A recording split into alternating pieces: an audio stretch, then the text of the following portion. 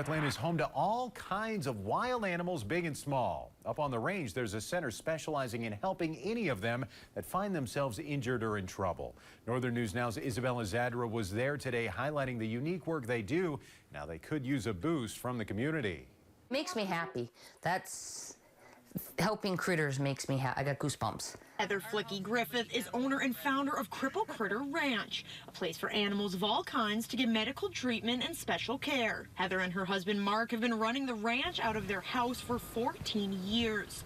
The property has multiple buildings for large birds of prey, squirrels, raccoons, and even in the process of adding a building to rehabilitate otters.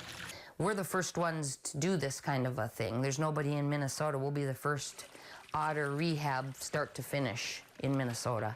Although Heather and Mark get grants to help with ranch expenses, such as the new otter house, most of their funding comes from donations or straight out of their own pockets. Michelle Kuzna has recently worked with Cripple Critters after rescuing a pelican in Chisholm. She saw all the hard work Heather does at the ranch and decided to plan a Burger Bash fundraiser. They help our community, so why not give back to them? So I felt like they could use it. As for Heather, she looks forward to the fundraiser, saying it'll help them take care of more animals in the future. I don't want animals to suffer.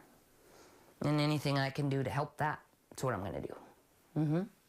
In Babbitt, Isabella Zadra, Northern News Now. And Heather and Mark have a state and federal permit to do the work they do, which must be renewed every couple of years. More information about the fundraiser tomorrow can be found at northernnewsnow.com.